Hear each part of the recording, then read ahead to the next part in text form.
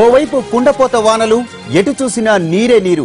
కొన్ని ప్రాంతాల్లో అయితే జనం చిక్కుకుపోయారు. బయటకు వచ్చే దారి లేదు. తినడానికి తిండి లేక, సరుకులు తెచ్చుకునే మార్గం లేక అల్లాడిపోతున్నారు. ఇది హైదరాబాద్ లో పరిస్థితి. ఇక రోడ్ల మీద దుస్థితి అయితే మరీ దారుణంగా ఉంది. చాలా ప్రాంతాల్లో వాహనాలు మునిగిపోయాయి. ఎందుకు పనికి రాకుండా పోయాయి. మరో 3 రోజులు భారీ వర్షాలు కురుస్తాయని ఇటు వాతావరణ శాఖ కూడా చెప్పింది. మంత్రులు కొన్ని ప్రాంతాల్లో పర్యటించి పరిస్థితిని సమీక్షించారు. కార్పొరేటర్లంతా అందుబాటులో ఉండాలని ఆదేశాలు ఇచ్చారు. అయినా ఫలితం శూన్యం. నగరం మునిగిపోతున్నా ఒక్క కార్పొరేటర్ కూడా వీధుల్లోకి వచ్చి జనం బాధలు పట్టించుకోకపోవటం తీవ్ర విమర్శలకు దారితీస్తోంది. దీనిపై మరిన్ని వివరాలు మా ప్రతినిధి దినకర్ అందిస్తారు. దినకర్, చెప్పండి, డివిజన్లలో కార్పొరేటర్లు అందుబాటులో ఉంటున్నారా? తాజా పరిస్థితి ఏంటి? వారం రోజులుగా మనకు హైదరాబాద్ లో కురుస్తున్నటువంటి వర్షాల మూలంగా మొత్తం లోతట్టు ప్రాంతాలంతా కూడా జలమయమయ్యాయి. అలాగే నాలాల పరిసర ప్రాంతాల్లో ఉన్నటువంటి వాళ్ళు, బస్తీలో ఉన్నటువంటి ప్రజలు కూడా బాగా ఇబ్బంది పడుతున్నారు. అయితే ప్రజలకు అందుబాటులో ఉండాల్సినటువంటి జీహెచ్ఎంసీ ప్రజాప్రతినిధులు మాత్రం చాలా దూరంగా ఉంటున్నారని చెప్పి విమర్శలు వస్తున్నాయి. దానికి తగ్గట్టుగా ప్రజలు కూడా ఆగ్రహంతో ఉన్నారు. దాదాపు 150 డివిజన్లలో ఉన్నటువంటి కార్పొరేటర్లంతా కూడా ఈ సందర్భంగా దాదాపు వారం రోజుల నుంచి వర్షం కురుస్తున్నా కానీ ఒకరు కూడా దగ్గరకు వచ్చి పరామర్శించిన వారు లేదు. కనీసం ఆర్థిక సాయం చేయలేకపోయినా కానీ మానవత్వంతో వచ్చి ఉన్న ఇబ్బందుల్లో ఉన్న తమను పరామర్శించలేదని చెప్పి కూడా ఆందోళన వ్యక్తం చేసినటువంటి సందర్భం కనిపిస్తుంది. అయితే దీనికి సంబంధించి కూడా అటు సీఎం కేసీఆర్ తో పాటు మంత్రి కేటీఆర్ కూడా స్థానికంగా ఉన్నటువంటి నేతలంతా కూడా, ప్రజాప్రతినిధులంతా కూడా సమస్యాత్మక ప్రాంతాల్లో పర్యటించాలని కూడా చెప్తున్నారు. అయితే కేవలం కమిషనర్, డిప్యూటీ మేయర్ తో పాటు కొద్దిమంది మాత్రమే మనకు రోడ్లపై కనిపిస్తున్నటువంటి పరిస్థితి కనిపిస్తుంది. ఆయా లోతట్టు ప్రాంతాలకు వెళ్ళినా కానీ, అలాగే నగరంలో ఉన్నటువంటి ప్రధాన ప్రాంతాలకు వెళ్ళినా కానీ, రోడ్లు బాగులేనటువంటి ప్రాంతాలకు వెళ్ళినా కానీ కూడా కేవలం వీళ్ళు 3 లేదా 4 మాత్రమే కనిపిస్తున్నారు. మంత్రి కేటీఆర్ కూడా స్వయంగా వెళ్తున్నా కానీ ఆ సందర్భంలో అక్కడక్కడ హడావుడి చేసే డివిజన్ నాయకులే కనిపిస్తున్నారు. కానీ తీరా మంత్రి వెళ్ళిపోయిన తర్వాత కానీ, నాయకులు వెళ్ళిపోయిన తర్వాత కూడా మిగతా వాళ్ళు ఎవరు కనిపించట్లేదు. తమ సమస్యలను పట్టించుకోవటం లేదని చెప్పి కూడా జనం ఆగ్రహం వ్యక్తం చేయడం జరిగింది. చాలా ప్రాంతాల్లో కూడా ఇంటివి తిరగడం జరిగింది. చాలా మంది బాధితులను కూడా ప్రశ్నించడం జరిగింది. అనేక మంది ఉన్నటువంటి కార్పొరేటర్లు ఎవరు కూడా తమ దగ్గర రావట్లేదని కూడా చెప్తున్నారు. దాదాపు గత 3 రోజులుగా నార్త్ జోన్, వెస్ట్ జోన్ పరిసర ప్రాంతాల్లో వర్షాలు కురిశాయి. ఆల్వాల్తో పాటు మిగిలిన ప్రాంతాలు కూడా నీట మునిగినటువంటి సందర్భం ఉంది. చాలా మంది కార్పొరేటర్లు, ఆయా డివిజన్ కు సంబంధించినటువంటి కార్పొరేటర్లు స్థానికంగా వెళ్లి ఏం జరుగుతుంది అన్న దానికి సంబంధించి కూడా ఒకరు కూడా పట్టించుకోలేదు. కాబట్టి ప్రజల ఆగ్రహంతో ఉన్నామని చెప్పి కూడా చాలా మంది డైరెక్ట్ గానే విమర్శించడం జరుగుతుంది. ఇక రేపటి నుంచి మరో 3 రోజుల పాటు భారీ వర్షాలు ఉన్నాయని చెప్పి జీహెచ్ఎంసీకి వాతావరణ శాఖ హెచ్చరికలు జారీ చేసిన నేపథ్యంలో ఇంకా ఈస్ట్ జోన్, సౌత్ జోన్ లో ఉన్నటువంటి ప్రాంతాలు కూడా ఇంకా అధికంగా లోతట్టు ఉన్నటువంటి ప్రాంతాలు ఇవన్నీ. ఇక్కడ కూడా ప్రజలు ఇబ్బంది పడాల్సిన అవకాశం కూడా ఉన్నందున ఖచ్చితంగా కార్పొరేటర్లు కొద్దిగా సాయం చేయాల్సిన అవసరం ఉంది అని చెప్పి కూడా ప్రజల నుంచి కూడా నిరసన వ్యక్తం అవుతుంది. మనం చూస్తున్నాం, దాదాపు చాలా మంది కార్పొరేటర్లు ఎవరు కూడా రోడ్లపైన కనిపించినటువంటి సిచ్యువేషన్ ఉంది. అలాగే బాధిత ప్రాంతాల్లోకి వెళ్ళి తిరిగినటువంటి వాళ్ళు కూడా ఎవరు లేరని కూడా మనకు వస్తున్నటువంటి సమాచారం. చాలా మందిని కూడా మాట్లాడడం జరిగింది ప్రజలతో కూడా. అందరూ చెప్పడం ఒకటే కంప్లైంట్, ఎలక్షన్ సమయంలో మా దగ్గరకు వచ్చి తిరిగినటువంటి నాయకులు ఎవరు కూడా ఇప్పుడు రావట్లేదు, చాలా ఇబ్బందుల్లో ఉన్నామని చెప్పి కూడా చెప్తున్నారు. అయితే అధికారుల నుంచి పూర్తి సహకారం లేదని చెప్పి ఓవైపు కార్పొరేటర్లు చెప్తున్నా కానీ ఇప్పుడు జీహెచ్ఎంసీకి సంబంధించిన అధికారులు, అలాగే పోలీస్ శాఖకు సంబంధించిన అధికారులు, వాటర్ బోర్డుకు సంబంధించినటువంటి అధికారులు కూడా క్షేత్రస్థాయిలో మేము పనిచేస్తున్నాము అని చెప్పడం జరిగింది. మరి కార్పొరేటర్లు జనం దగ్గరికి ఎందుకు వెళ్ళటం లేదో దానికి సంబంధించి కూడా దీనిపైన ఆయా పార్టీలకు సంబంధించినటువంటి నేతలు కూడా ఆగ్రహంగా ఉన్నారని కూడా మనకు సమాచారం. క్షేత్రస్థాయిలో కనిపించిన కార్పొరేటర్లు ఇకపై మా దగ్గరకు వస్తే మేము ఖచ్చితంగా తిరగబడతామని చెప్పి కూడా జనం ఆగ్రహం వ్యక్తం చేసినటువంటి సందర్భం కనిపిస్తుంది మనకు. ప్రసాద్, దినకర్, చూస్తుంటే నగరంలో చాలా ప్రాంతాల్లో 3 రోజులుగా నీరు పూర్తిగా నిలిచిపోయింది. అపార్ట్మెంట్లలో ఉన్న ప్రజలెవరూ కూడా కిందికి దిగడానికి కూడా అవటం లేదు. అది మనం గ్రౌండ్ రిపోర్ట్ లో మన ప్రతినిధులందరూ చూపిస్తున్నారు కూడా. ముఖ్యంగా నిజాంపేట్ తదితర ప్రాంతాల్లో అక్కడి ప్రజలందరూ కూడా కనీసం పాలు నీళ్లు కూడా లేవని చెబుతున్నారు. మరి అవి అందించే ఏర్పాట్లైనా, మినిమం ఏర్పాట్లైనా ఎందుకు చేయటం లేదు? ఎన్నికల సమయంలో తమ డివిజన్ల అభివృద్ధికి ఎంతో పాటుపడతామని చెప్పినటువంటి నేతలంతా కూడా ఇప్పుడు ఎవరు కనిపించడం లేదు. ఎందుకంటే దాదాపు వర్షాలు కురిసి లోతట్టు ప్రాంతాల్లో ఉండి 3 రోజుల పాటు విద్యుత్ లేకపోవడం, అలాగే కనీస అవసరాలకు సంబంధించినటువంటి వస్తువులు కూడా దొరకపోవడం మూలంగా, అలాగే కార్పొరేటర్లు తమకు వచ్చి ఆర్థిక సాయం చేయాల్సిన అవసరం లేదు, ఇబ్బందుల్లో ఉన్న సమయంలో మమ్మల్ని కాపాడాల్సిన బాధ్యత వాళ్ళదేనని చెప్పి కూడా ప్రజల తరపు నుంచి కూడా ఆవేదన వ్యక్తం అవుతుంది. అయితే ఒకరే ఇద్దరే తప్ప కూడా వారు కూడా మంత్రులు కానీ, లేకపోతే డిప్యూటీ మేయర్, కమిషనర్ పర్యటించినప్పుడు హడావుడి చేసే నాయకులే తప్ప మిగతా సమయంలో కూడా ఎవరు రాలేదని కూడా మనకు వస్తున్నటువంటి సమాచారం. ఇప్పుడే కాదు, దాదాపు ఇంకా లోతట్టు ప్రాంతాలు కూడా ఇంకా నీట మునిగినటువంటి సందర్భం ఉంది.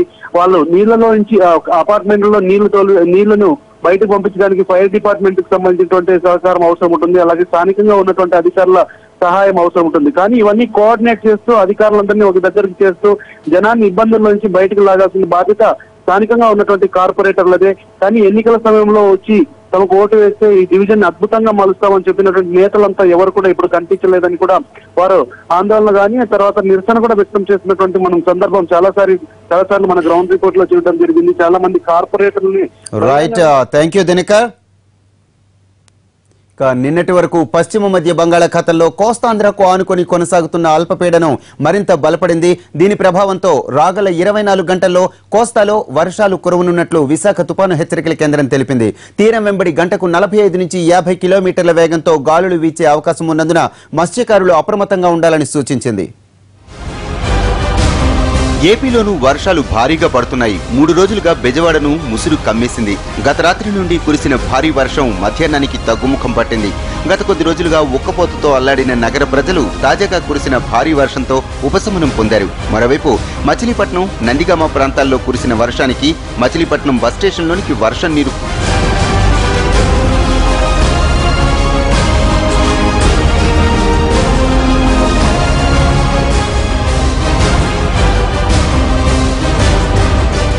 ఎగువ ప్రాంతంలో కురుస్తున్న భారీ వర్షాలతో ప్రకాశం బ్యారేజ్కు నీటి ప్రవాహం పెరుగుతోంది.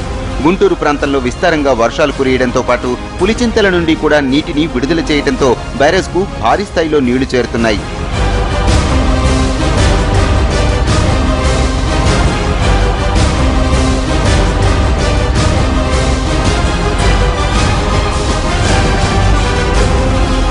ప్రకాశం జిల్లా గిద్దలూరు, పర్చూరు ప్రాంతాల్లో భారీ వర్షాలు నమోదవుతున్నాయి. నల్లమల అటవీ ప్రాంతంలో కురిసిన భారీ వర్షానికి గుండ్లకమ్మ, జంపలేరు వాగులు పొంగి పొర్లుతున్నాయి. గిద్దలూరు మండలం దిగుమెట్ట వద్ద వాగులో స్కూల్ బస్ చిక్కుకుంది. దీంతో వెంటనే స్పందించిన స్థానికులు తాళ్ల సాయంతో బస్సును నీటి నుంచి బయటకు లాగడంతో పెను ప్రమాదం తప్పింది.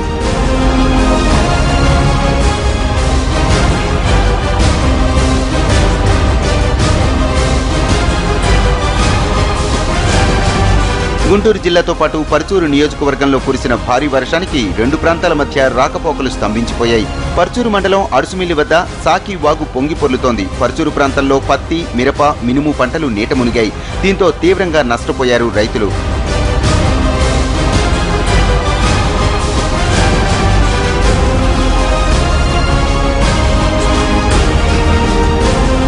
రెండు రోజులుగా కురుస్తున్న వర్షాలతో తూర్పుగోదావరి జిల్లా తడిసి ముద్దయింది. ఏజెన్సీలో వాగులు, వంకలు పొంగి ప్రవహిస్తున్నాయి. పలు ప్రాంతాల్లోని లోతట్టు గ్రామాలు జలమయమయ్యాయి. గుంటూరు జిల్లాలో వర్షం బీభత్సం సృష్టిస్తోంది. వాగులు, వంకలు పొంగి పొర్లుతున్నాయి. లోతట్టు ప్రాంతాలు జలమయమయ్యాయి. ఇళ్లలోకి నీరు చేరడంతో ప్రజలు తీవ్ర ఇబ్బందులు పడుతున్నారు. నగరంలో పురాతన కాలం నాటి డ్రైనేజీ వ్యవస్థతో తీవ్ర ఇబ్బందులు పడుతున్నారు జనం.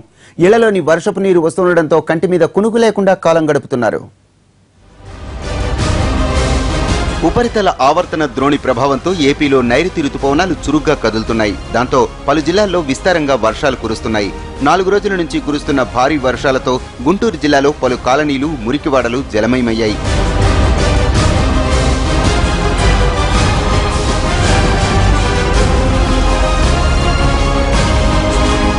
ఇళ్లలోకి నీరు చేరడంతో ప్రజలు తీవ్ర ఇబ్బందులు పడుతున్నారు. తేలికపాటి వర్షం పడితేనే నగరంలోని డ్రైన్లు పొంగిపోలే పరిస్థితి. అటువంటిది ఎడతెరిపి లేకుండా కురుస్తున్న వానలతో మరింత దుర్భరంగా తయారైంది గుంటూరులో పరిస్థితి.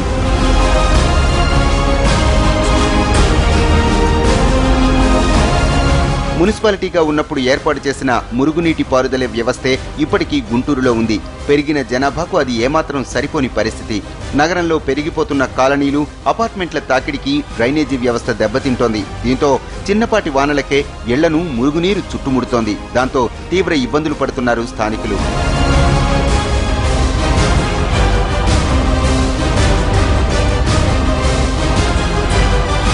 వర్షపు నీళ్లు ఇళ్లను చుట్టుముడుతుండటంతో ఎప్పుడు ఏం జరుగుతుందో తెలియని పరిస్థితి.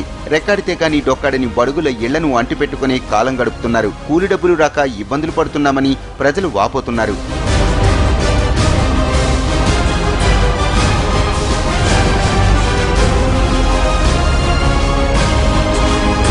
తమ పరిస్థితిపై అధికారులకు ఎన్నిసార్లు మొరపెట్టుకున్నా స్పందించడం లేదని వాపోతున్నారు జనం. కొద్దిపాటి వర్షానికే బిక్కుబిక్కుమంటూ గడపాల్సిన పరిస్థితి వస్తోందని ఆవేదన చెందుతున్నారు.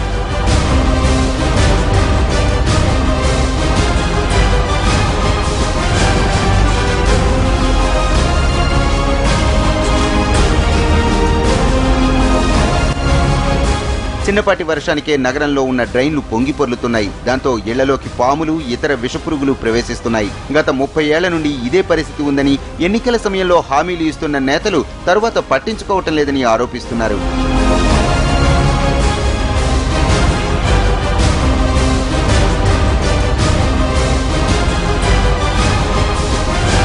చినుకు పడితే చాలు చిత్తడిగా మారిపోతుంది గుంటూరు నగరం. ఇక భారీ వర్షాలు పడితే అంతే సంగతి. రాజధాని విస్తరిస్తున్న నగరంపై ఇప్పటికైనా అధికారులు దృష్టి సారించి భవిష్యత్ అవసరాలకు అనుగుణంగా డ్రైనేజీ వ్యవస్థను ఏర్పాటు చేయాలని కోరుతున్నారు.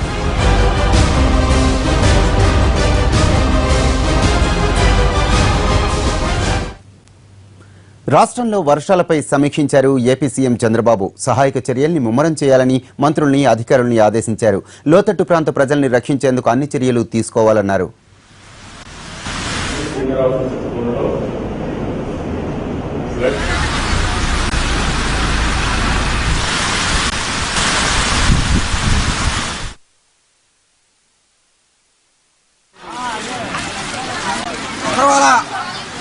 పదకొండు సెంటీమీటర్లు అంటే 110 మిల్లీమీటర్ల వర్షపాతం పడింది. తెలంగాణలో కొన్ని ప్రాంతాలు అదే మరిగా నల్గొండ, సూర్యాపేట ఆ ప్రాంతాల్లో పడింది. దీనివల్ల కూడా హెవీ ఫ్లడ్ వచ్చే అవకాశం ఉంది. అవన్నీ కూడా ప్రికాషన్స్ ఇచ్చాం. ఈరోజు కంట్రోల్ రూమ్స్ అనేటివి జిల్లా లెవెల్లో ఎట్లయితే రాష్ట్ర స్థాయిలో ఉందో సెంట్రల్ కంట్రోల్ కమాండ్ సెంటర్ ఇక్కడ ఉంటుంది. జిల్లాకు ఒక కలెక్టరేట్లో ఒక కంట్రోల్ కమాండ్ సెంటర్ ఉంటుంది. అదే మరి రెవెన్యూ డివిజన్లో కూడా ఆర్డీఓ, డిఎస్పీ కలిసి ఒక కమాండ్ కంట్రోల్ సెంటర్ పెట్టాం. ఎలాంటి వర్షాలు వచ్చినా అవన్నీ ఏ విధంగా హ్యాండిల్ చేయాలి అవన్నీ చేస్తున్నాం. కొన్ని దగ్గరలైతే ఉదయం హెవీ రెయిన్స్ వల్ల, వరదల వల్ల కొన్ని కాజ్వేలు హెవీగా ఫ్లో అవుతున్నాయి. బస్సులు కూడా క్రాస్ కాలేకపోయినాయి. ఒక దగ్గరైతే ఒక 45 మంది బస్సులో చిక్కున్నారు. ఇప్పుడు ఒక 32-33 మందిని సురక్షితంగా కింద తీసుకొచ్చారు. ఇంకొక పక్కన ఒక చెట్టు ఎక్కి ఒక అతను ఒకరు ఇద్దరు ముగ్గురు ఉంటే ఆ ముగ్గురిని కూడా తీసుకొచ్చారు. ఎస్డిఎఫ్ని, ఎన్డీఆర్ఎఫ్ని యాక్టివేట్ చేశాం. అదే మరి 2 హెలికాప్టర్లు కూడా నేవీ నుంచి 2 హెలికాప్టర్లు తెప్పించి పొజిషన్ చేశాం. ఎక్కడికక్కడ అప్రమత్తంగా ఉన్నాం. ఎక్కడికక్కడ ఎన్ని ఎక్విప్మెంట్ కావాలన్నా, హెలికాప్టర్లు కావాలన్నా, ఫ్లైట్స్ కావాలన్నా అవన్నీ పెట్టాం. ఎవ్వరికి ఇబ్బంది లేకుండా వీలైనంత వరకు అందరిని ఆదుకోవడానికి ప్రయత్నం. వరంగల్ జిల్లా అంతా వర్షాలు జోరుగా కురుస్తున్నాయి. వాగులు, వంకలు పొంగి పొర్లుతున్నాయి. కొన్ని చోట్ల రోడ్లు తెగిపోవడంతో రాకపోకలు నిలిచిపోయాయి. జిల్లాలో తాజా పరిస్థితిపై మా ప్రతినిధి వెంకట్ స్పెషల్ రిపోర్ట్. గడిచిన 24 గంటల నుంచి వరంగల్ జిల్లా వ్యాప్తంగా వర్షాలు దంచుకొడుతున్నాయి. ఇటు నగరాల్లో, పట్టణాల్లో, గ్రామీణ ప్రాంతాల్లో వర్షం ఓ మోస్తారుగా ప్రారంభమై చిరుజల్లుగా ప్రారంభమై జడి వాన వరకు వచ్చింది. వరంగల్ జిల్లాలో ఏ మూలకు చూసినా కూడా ఇలాంటి వరదనే మనకు కనిపిస్తుంది. ప్రస్తుతం మనం నగరాల్లో చూస్తున్నాం. నగర పరిసర ప్రాంతాల్లో కూడా ప్రతి లోతట్టు ప్రాంతం కూడా జలమయమైన పరిస్థితి మనకు కనిపిస్తుంది. ముఖ్యంగా వరంగల్ నగరంలో ఎన్టీఆర్ కాలనీ, సమ్మయ్య నగర్, జవహర్ కాలనీ, ప్రకాష్ రెడ్డిపేట, శివనగర్ తదితర కాలనీలు ఇప్పటికే జలమయమైపోయాయి. జలమయమైపోయిన ప్రాంతాల్లో కొంతమంది రక్షిత ప్రదేశాలకు తరలించడం జరిగింది. ప్రస్తుతం సంతోషి మాత ఫంక్షన్ హాల్లో కొంతమంది నిర్వాసితులను అక్కడ చేర్చారు. ఇంకా నిర్వాసితుల్ని చేర్చే క్రమంలో వరంగల్ మున్సిపల్ అధికారులు ఉన్నారు. మొత్తంగా వరంగల్ నగర వ్యాప్తంగా కూడా నిన్నటి నుంచి వర్షం పెద్ద మొత్తంలో కురుస్తుంది. ప్రతి ప్రధాన రహదారులన్నీ కూడా జల దిగ్బంధంలో ఉన్నాయి. వాహనాలు అదేవిధంగా మిగిలినవన్నీ కూడా జల దిగ్బంధంలో చిక్కున్నాయి. ఇకపోతే వరంగల్ జిల్లా వ్యాప్తంగా మనం పరిస్థితి చూసుకున్నట్టయితే మహబూబాబాద్ రెవెన్యూ డివిజన్ వ్యాప్తంగా కూడా పెద్ద ఎత్తున వర్షాలు కురుస్తున్నాయి. వాగులు, వంకలు పొంగి పొర్లుతున్నాయి. వర్ధన్నపేట ఆకేరు వాగు ఇప్పటికే పొంగి పొర్లుతుంది. చలివాగు, పరకాల ప్రాంతంలోని చలివాగు ఇప్పటికే పొంగి పొర్లుతుంది. అదేవిధంగా నిన్న పాలకుర్తిలో వరదలో చిక్కుకొని ఒక వీఆర్ఓ కూడా మృతి చెందడం జరిగింది. ఒక 3 యువకులు చెట్టుపైకి ఎక్కి కూడా రక్షణ కోసం వేడుకోగా సాయంత్రం వరకు వారిని అధికారులు ఒడ్డుకు చేర్చే ప్రయత్నం చేశారు. ఇకపోతే భూపాలపల్లి, సింగరేణి ఏరియా మొత్తం కూడా ఓపెన్ కాస్ట్ గనుల్లో పనులు పూర్తిగా నిలిచిపోయిన పరిస్థితి చూస్తున్నాం. ఈ పరిస్థితులను చూసి వరంగల్ జిల్లాలో భారీ వర్షాల దృష్ట్యా వరంగల్ కలెక్టరేట్తో పాటు జిల్లాలోని 5 రెవెన్యూ డివిజన్ కేంద్రాలలో 5 కంట్రోల్ రూమ్లు ఏర్పాటు చేసినట్టు జిల్లా కలెక్టర్ వాకాటి కరుణ తెలియజేశారు. రెవెన్యూ, ఇరిగేషన్ అధికారులతో పాటు మండల గ్రామస్థాయి అధికారులు స్థానికంగా అందుబాటులో ఉండాలని ఆమె ఎప్పటికప్పుడు పర్యవేక్షిస్తున్నారు. Warangal collectorate toll free number కూడా ఇచ్చారు. 180042527447 నెంబర్ మళ్ళొకసారి చెప్తున్నాను. 180042527447 ఈ నెంబర్ కాల్ చేసి చెప్పాలని కూడా జిల్లా కలెక్టర్ కరుణ చెప్పడం జరిగింది. వరంగల్ జిల్లా వ్యాప్తంగా అటు మహబూబాద్, పరకాల, నర్సంపేట, జనగామ, స్టేషన్గన్పూర్ తదితర అన్ని ప్రాంతాల్లో కూడా వర్షం పెద్ద ఎత్తున కురుస్తుంది. గత 24 గంటల నుంచి వర్షపాతం ప్రతి గంటకు ఎక్కువ నమోదవుతుంది. అయితే గత రాత్రి నుంచి కురుస్తున్న వర్షాలకి 100కు పైగా చెరువులు మత్తలు పోస్తున్నాయి, అలుగులు పోస్తున్నాయి. అదేవిధంగా వరంగల్ జిల్లా చిట్టెల మండలం టేకుమట్ల వద్ద ఉధృతంగా ప్రవహిస్తున్న చలివాగు దాటుతుండగా రాఘవపేట గ్రామానికి చెందిన వంగల మహేష్ గల్లంతయ్యారు. ఇప్పటికీ కూడా ఆచూకీ తెలియని పరిస్థితి. ఇకపోతే నగర ప్రాంతాల్లో, పట్టణ ప్రాంతాల్లో కొన్ని దుకాణాలు స్వచ్ఛందంగా బంద్ చేశారు. కొన్ని గ్రామీణ ప్రాంతాలకి, అదేవిధంగా ఏజెన్సీ ప్రాంతాలకి ఆర్టీసీ బస్సులను కూడా నిలిపివేయడం జరిగింది. వరంగల్ జిల్లా వ్యాప్తంగా కూడా పరిస్థితి ఇదే విధంగా మనకు కనిపిస్తుంది. కెమెరా పర్సన్ రాజ్ కుమార్తో వెంకట్, NTV, వరంగల్.